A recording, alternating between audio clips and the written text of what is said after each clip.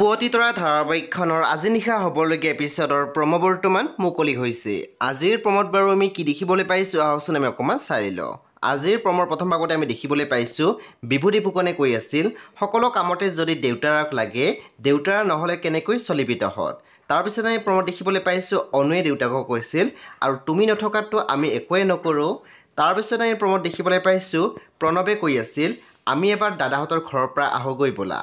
তেতিয়া আমি দেখিবলৈ পাইছোঁ কস্তুৰী মাত দিছিল কিনো কথাবোৰ কোৱা তুমি। তেতিয়া পুনৰ প্ৰণৱে কৈছে মানে আজিলৈকে দাদাহঁতৰ খবৰ এটাও লোৱা নাই, কথাটো ভাল হৈছে জানো। তাৰপিছত আমি প্ৰম'ত দেখিবলৈ পাইছোঁ অনুক মাকে কৈ আছিল থানাত ভৰি থোৱাৰ পৰা উকিল কৰ্ট কাছাৰীলৈকে কেৱল টকাৰে লেনদেন চলিব, এইখিনিৰে হ'ব জানো। সব অনুবাদবীসকল আজি নিশা 9 বজাত ৰং টিভিত আহিবলগীয়া পুৱতিতৰা ধাৰাবাহিকখন খুবেই বেছি ইণ্টাৰেষ্টিং হ'বলৈ গৈ আছে। চ' আপোনালোকে চাবলৈ একেবাৰে নাপাহৰিব।